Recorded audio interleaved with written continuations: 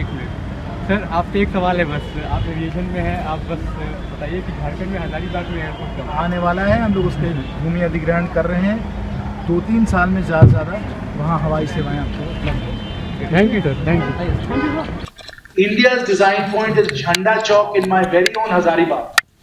Jhanda Chowk in very own Hazaribagh, where people want 80% of the same functionality you get in Times Square. GDP is $17.4 trillion. Again, China is larger at 18, the US is next at 17.4 trillion, and India's GDP. Sir, I come from a family where my parents have been very strong BJP supporters. So whenever I would used to ask questions as a child, they blamed it all on Congress government. First is, when are you selling Air India? Second is, how difficult is to reconcile with the father who hates your boss? So you are allowed to ask one question. You are allowed to ask one question, and I will.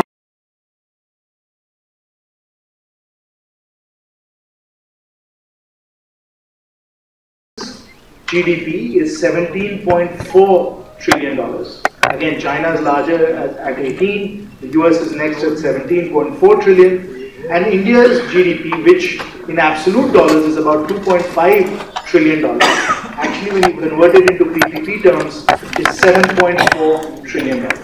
So $18 trillion for China, $17.4 trillion for the US, and $7.4 trillion for India. So we are a very large economy. On PPP basis, we are far and away the third largest economy in the world.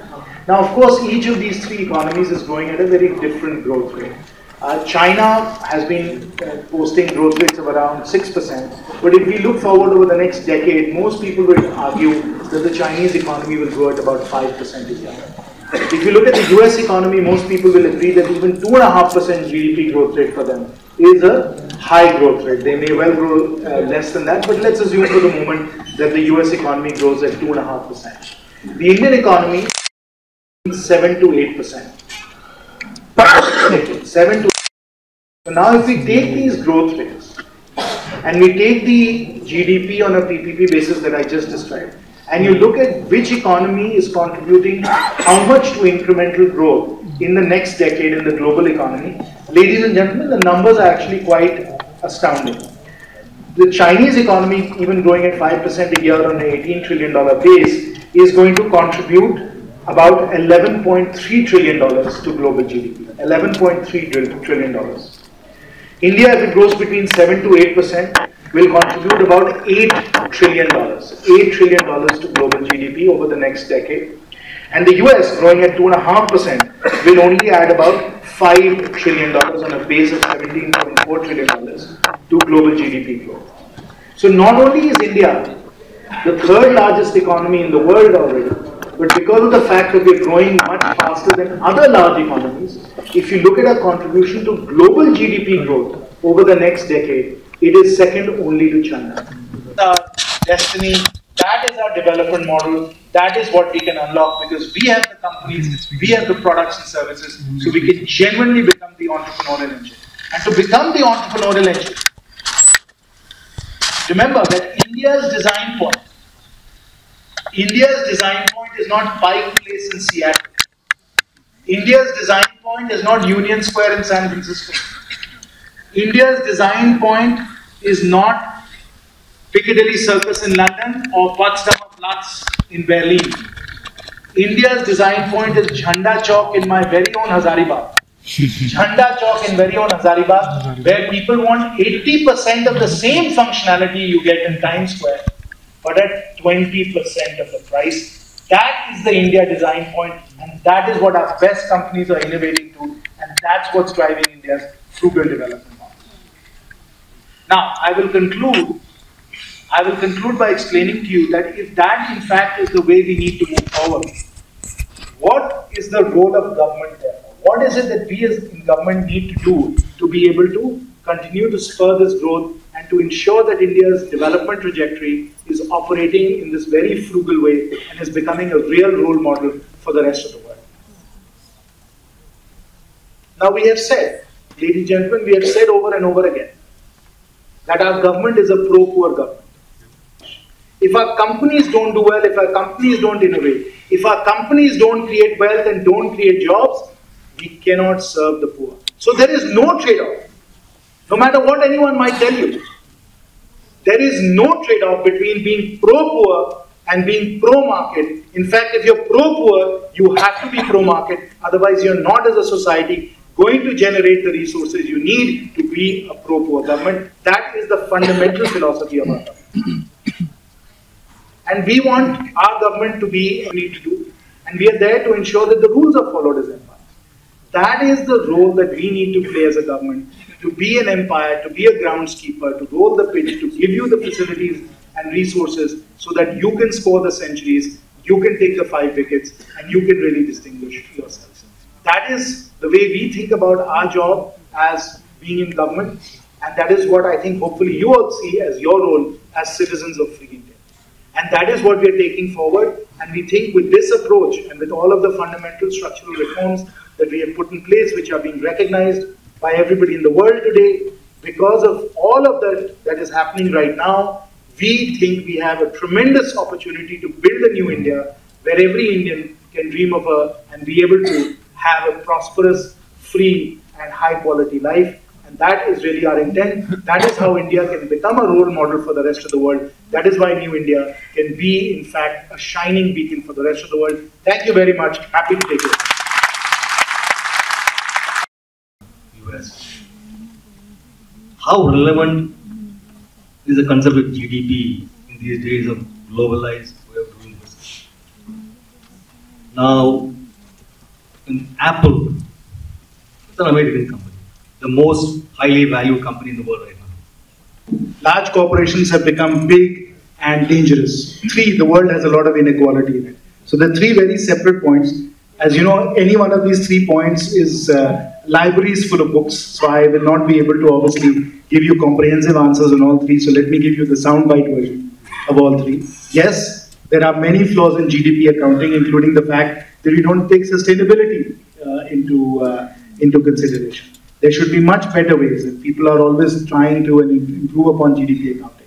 But if we have to do an apples to apples comparison and look at things over time, we don't have any better indicator right now, so we may as well use it. I'm coming from the world of being very practical about these things. Sir, I come from a family where my parents have been very strong BJP supporters, so whenever I used to ask questions as a child, they blamed it all on Congress government. But now I have realized, right from Indira Gandhi's time when the Nara was Garibi Hatao, we see governments come way, every government claims to be a government of the poor, and every time since last 20-30 years we have been aspiring to be, since 1991, to be a world leader in economy. But what I realized, as a student I used to see when I was walking around... No, please ask your question, time is limited, many people have questions. Specific question your question is? My question is, what should government do to eliminate the poverty that is explicit, that is visible on the streets whenever you move? Government is doing a tremendous amount. As you know, what we have done through the JAM Trinity, Jan Dhan, Aadhaar and mobile, is enable people to get their government benefits directly into their bank accounts. So that way, just ask your question directly and briefly. Just one-liners. First is, when are you selling Air India? Second is, how difficult is to reconcile with the father who hates your boss? So you are allowed to ask one question. You are allowed to ask one question, and I will answer the first one that you asked. Your first question is, when is the disinvestment process of Air India going to conclude? The good news, ladies and gentlemen, is the process is well underway, and it's moving along very smoothly. We have appointed a transaction advisor, and we have a time-bound process by which bids are solicited, and then the bids are evaluated, and then a decision is made. So we believe that process of asking for bids and then awarding it should take no more than 6 to 8 months. Once that process is completed, of course you need to get security approvals and so on for an airline. Then the actual closing process will start, which may take a few months more. But we are very committed to this time-bound process, and thereafter the strategic disinvestment of Air India will happen. When are you going to remove the VIP culture from the civil aviation? Civil aviation... Thank you for your question. You don't need to follow up. I also follow the media. I know exactly what you're referring to. Thank you. I will answer that question. I'm sure everybody wants to hear the answer. Sir, I just want to make a comment that this is the most embarrassing situation when we are at airports. We have the maximum interaction with foreigners of all countries at the airport. Why should I wait for a minister? It is late and things like that. Point is well made. Yeah. No, wait a minute. Let me be very clear and let me say it on the record. There is no VIP culture in airports. There is no VIP culture in airports at all. Ministers, just purely from a security point of view, who are in the Union Council of Ministers, and you know, because it's on the board, that's right, in every airport, you know who is it that's not having to go through security screening. Members of the Union Council of Ministers and a variety of other people are in that list, and therefore they don't go through a security screening.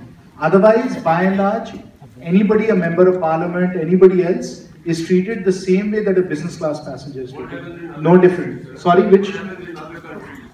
In other countries also, they have different protocols. They have different protocols with respect to security for different types of officials. I don't have exact details on that, but I can assure you that the manner in which people are treated as far as security is concerned, and that's the only place where there is any distinction. I carry my own bags, I stand in line. The only place where I experience anything different from what you experience at an airport is that I don't have to go through security. That's it. Otherwise, I stand in all the same lines that you do, as do the vast majority of my colleagues as well.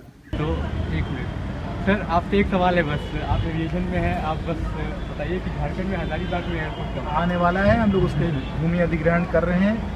2-3 साल में ज़्यादा वहाँ हवाई सेवाएं आपको उपलब्ध होंगी। Thank you sir, thank you.